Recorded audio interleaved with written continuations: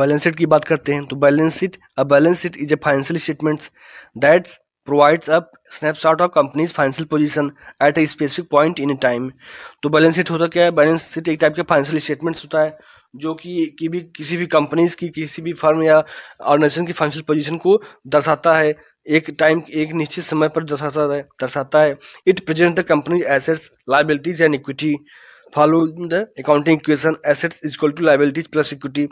तो balance sheet को कहा गया है ये जो कंपनी के एसेट्स को, लायबिलिटीज और इक्विटी को प्रेजेंट करता है, दर्शाता है। और ये अकाउंटिंग इक्वेशन को भी दिखाता है जो assets equal to liabilities plus equity होता है। कि बैलेंस शीट के दो साइड होते हैं, एक तरफ लायबिलिटीज प्लस इक्विटी इंक्लूड किया जाता है एंड सेकंड तरफ जो है एसेट्स को इंक्लूड किया जाता है। जब अगर दोनों मैच कर दिया, सेम आ गया, इसका मतलब बैलेंस शीट आपका सही है। कंपोनेंट्स आप बैलेंस शीट देख लेते हैं कि बैलेंस शीट में क्या क्या कंपोनेंट्स होते हैं। तो पहला, assets resources owned or controlled by the company such as cash, inventory and equipment। तो एसेट्स को कहा गया है कि संपत्ति वो होती है जो ऐसे भी कोई संसाधन जो कंपनी के द्वारा ओन किया गया हो, कंपनी का हो या कंपनी के द्वारा कंट्रोल किया गया हो, चाहे वो कैश हो चाहे वो इन्वेंट्री हो, ऐसा स्टॉक जो सेल करने के लिए आप रखे हो अपने गोडाउन में।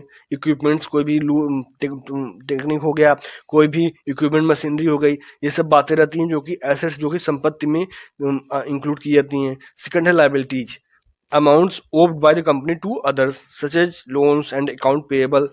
लाइबिलिटीज मतलब दायित्व होता है। अब किसी भी कंपनी के द्वारा, ऑर्गेनाइजेशन के द्वारा अगर वो एक अमाउंट लिया गया हो एज अ लोन या फिर अकाउंट्स पेबल द्वारा, कोई भी अपने काम कराया है, कोई भी आपने जो है आप कह सकते हैं कोई किसी भी सामान को, किसी भी इक्विपमेंट को आपने जो है लोन पे लिया हो, आपने क्रेडिट उधार पे खरीदा हो या फिर किसी बैंक से आपने लोन लिया हो, तो आप जो है आपका लाइबिलिटी है, दायित्व है, आपको उसको पेड करना है फ्यूचर में। थर्ड है equity, the residual interest in the company's assets after deducting liabilities representing the ownership stake.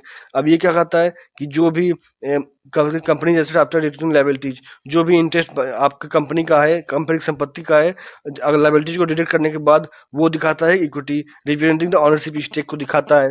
The balance sheet provides insights into company's financial health, liquidity and solvency. जो बैलेंस शीट है one of the important आप कह सकते हैं documents होता है, एक representation होता है कंपनी की फाइनेंशियल पोजीशन को बताता है, कंपनी की फाइनेंशियल हेल्थ क्या है, लिक्विडिटी क्या है, कि कंपनी की लिक्विडिटी क्या है, कितने लिक्विडिटी मतलब क्या रहता है, जो भी कितने जो है कैश एंड कैश इक्विवेलेंट आप कह सकते हैं। एंड उसके बाद सॉल्वेंसी है, कितना सॉल्वेंसी है, उसको अपना लोन पे करने में कितना सक्षम है।